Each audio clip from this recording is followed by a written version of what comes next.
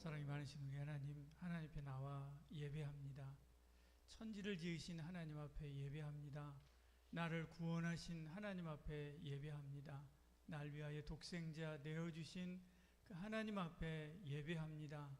하나님, 우리 하나님께 엎드려 우리가 신령과 진정으로 예배하며 나아갈 때 하늘문을 여시고 응답하여 주시고 보여주시고 만나주시고 우리의 손을 붙들어 주시옵소서.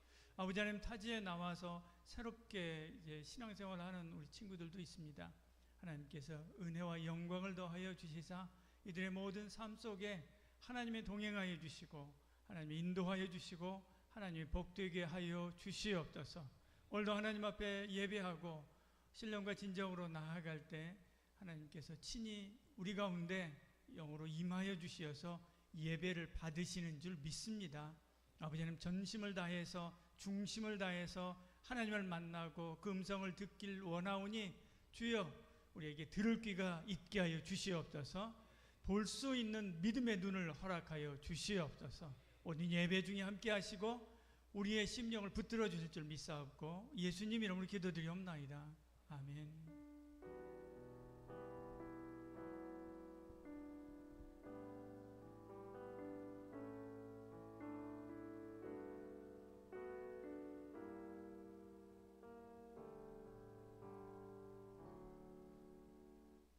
하나님 말씀 마태복음 11장 2절에서 6절 말씀입니다. 마태복음 11장 2절에서 6절입니다.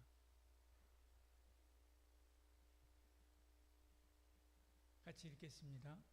요한이 옥에서 그리스도께서 하신 일을 듣고 제자들을 보내어 예수께 여짜오되 오실 그이가 당신이오니이까 우리가 다른 일을 기다리오리이까. 예수께서 대답하여 이르시되 너희가 가서 듣고 보는 것을 요한에게 알리되 맹인이 보며 못 걷는 사람이 걸으며 나병 환자가 깨끗함을 받으며 못 듣는 자가 들으며 죽은 자가 살아나며 가난한 자에게 복음이 전파된다 하라. 누구든지 나로 말미암아 실족하지 아니하는 자는 복이 있도다 하시니라. 아멘. 우리가 살다 보면 때로는 하나님 앞에 간절하게 엎드려서 기도할 때가 있습니다. 하나님 도와주세요. 하나님 이 문제에서 저를 구해주세요. 하나님 나의 이 아픔을 거두어 주시옵소서.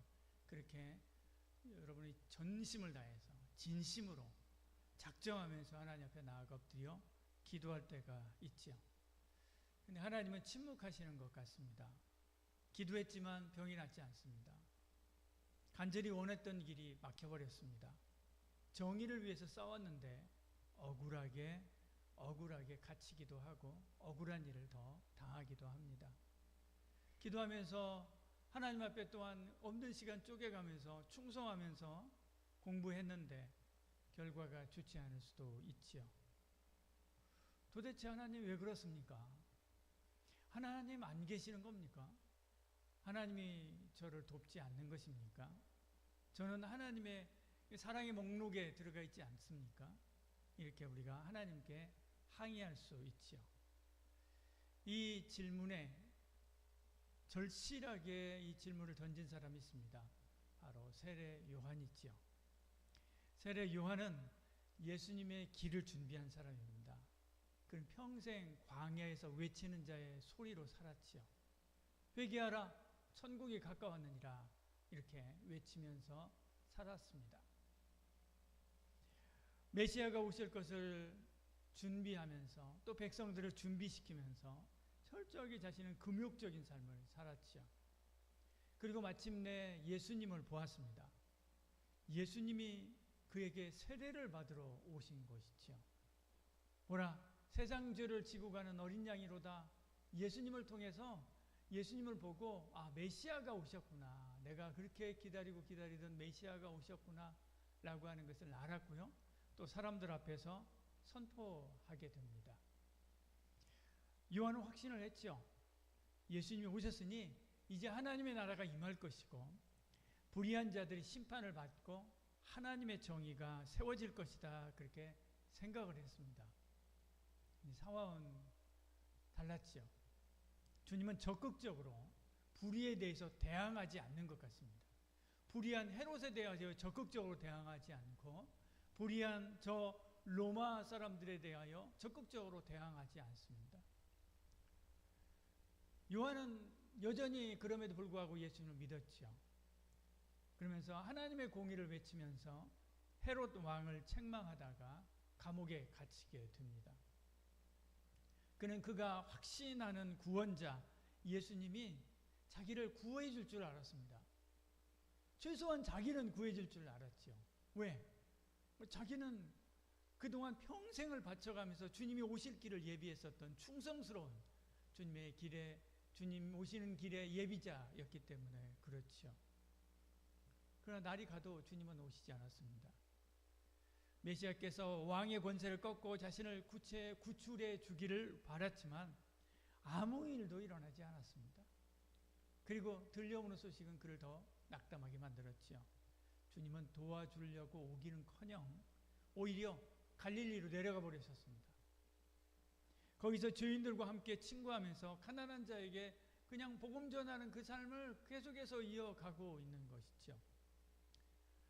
요한은 정말로 내가 기다린 메시아가 맞는가? 내가 바라던 바로 그 메시아가 맞는가? 그분은 진짜 하나님의 아들이 맞는가? 그렇다면 왜 나는 여전히 지금 감옥에 있는가? 왜 나는 감옥에 있는가? 그런 생각할 수 있죠. 요한은 흔들렸습니다. 결국 그는 제자들을 보내어서 직접 예수님께 묻게 되지요. 오실 그이가 당신입니까? 아니면 우리가 다른 일을 기다려야 됩니까? 당신 정말 메시아 맞습니까? 라고 하는 그런 질문입니다. 예수님은 요한을 즉각 구하지 않았습니다. 구출하지 않았습니다. 대신 이렇게 말씀합니다. 맹인이 보며, 같이 읽어볼까요? 맹인이 보며, 못 걷는 사람이 걸으며, 나병 환자가 깨끗함을 받으며, 못 듣는 자가 들으며, 죽은 자가 살아나며, 가난한 자에게 복음이 전파된다 하라. 이 말씀은 이사야서의 말씀입니다. 이사야서 35장이나 61장에 나오는 말씀인데요. 이 예언이 성취되고 있다. 메시아가 오면 이런 일이 일어난다고 했는데 바로 지금 그 이 자리에서 이런 일이 일어나고 있지 않느냐라고 하는 메시지입니다. 바로 내가 성경에 근거한 메시아가 맞다라고 하시는 예수님의 대답인 것이죠. 당신이 메시아 맞습니까? 라고 하는 질문에 성경이 말하는 메시아 나다 라고 하는 예수님의 대답인 것입니다. 하지만 요한이 기대했던 답은 이것이 아니었지요. 그는 너는 곧 감옥에서 나올 것이다. 내가 너를 옥에서 구출하겠다. 내가 하나님의 공의로 그 악한 자 헤롯을 물리치고 너를 꺼내주겠다 라고 하는 이 말을 듣고 싶어 했을 것입니다. 예수님은 그런 약속을 하지 않았습니다. 대신에 예수님이 그리스도다라고 하시는 그 말씀을 주심으로 그가 믿음 위에 굳게 서도록 그 말씀으로 붙잡아 준 거죠. 흔들리는 믿음을 굳세게 세워준 것입니다. 예수님은 즉각적인 구출이 아니라 더 위대한 구원을 이루려고 준비하고 계셨던 거죠. 요한은 결국 감옥에서 나오지 못했습니다. 여러분 우리가 잘 알듯이요. 감옥에서 나오지 못했습니다. 그는 참수형을 당했지요. 그러나 하나님께서 그를 버리시는 것이 아니었죠.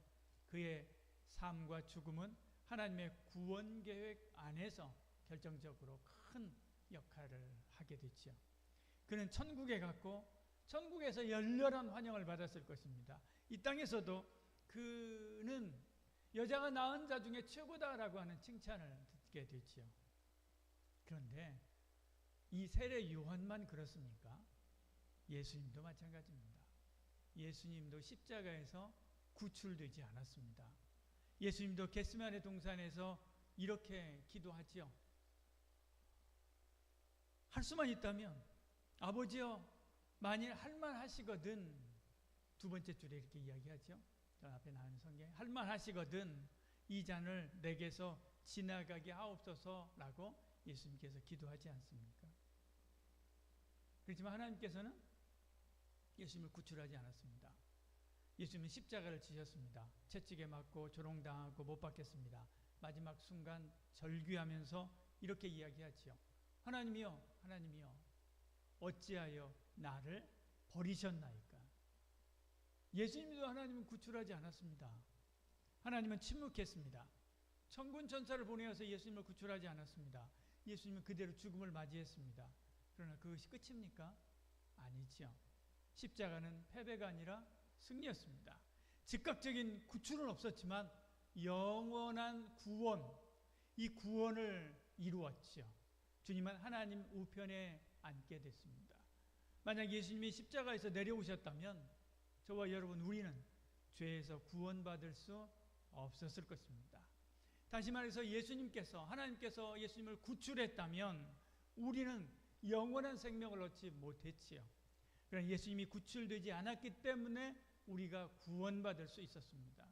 세례 요한 또한 마찬가지죠. 그는 감옥에서 구출되지 않았지만 영광스러운 사람이 됐습니다.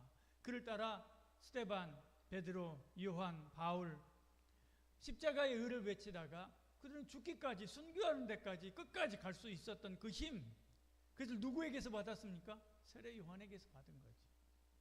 세례 요한이 그렇게 같지 않습니다. 그리고 그렇게 죽는 것으로, 그것을 비참한 것으로 생이 끝나는 것이 아니라 저 천국에서 순교자로 하나님의 영광 중에 들어간다라고 하는 것을 보았던 거죠. 우리도 살면서 요한처럼 절망할 때가 있습니다. 간절히 기도하지만 응답이 없을 때가 있죠. 억울한 상황에서 벗어나지 못합니다. 고난은 계속되고 또 계속됩니다. 그러나 우리는 알아야 됩니다. 하나님의 계획은 우리의 기대보다 더 크고 더 깊고 더 완전합니다.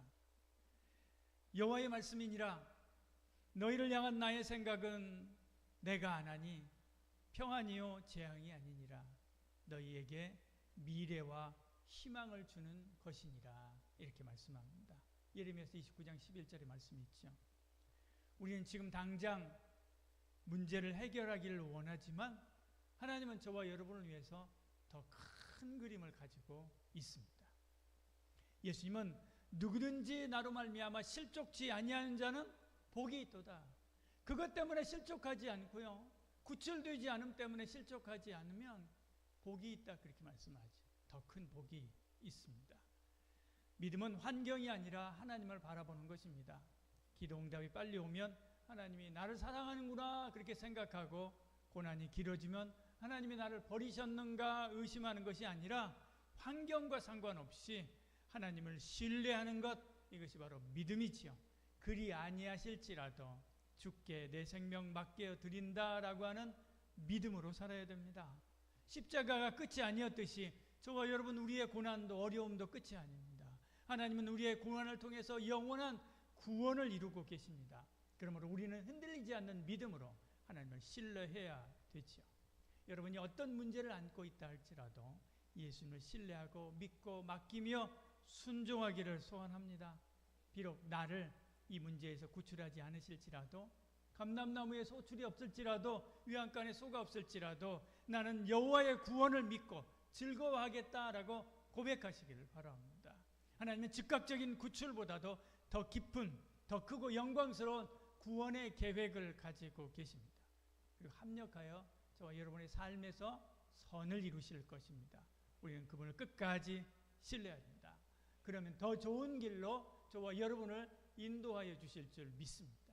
기도하겠습니다. 사랑이 많으신 우리 하나님, 우리가 살면서 여러 가지 어려움과 힘듦과 아픔들을 만날 때들이 많이 있습니다. 그때마다 하나님께 나의 구출, 나를 이 구덩이에서 구출해 주시옵소서 기도합니다. 하나님께서는 내 뜻, 내 생각, 내 기도와 다른 방향으로 우리를 이끄실 때도 있습니다. 그때도 실망하지 아니하고 끝까지 주만 바라보고 의지하며 손 붙드는 은혜가 있게 하여 주시옵소서. 그때 하나님은 구출보다 더 큰 구원을 통해서 더 완전한 구원으로 우리를 감싸 안고 그 진토 가운데서 이렇게 세워주실 줄 믿습니다. 그때까지 믿고 기다리며 살아가는 저희들 되게 하여 주시옵소서. 오늘도 하나님 앞에 나와 예배하며 귀한 예물 구별하여 드립니다.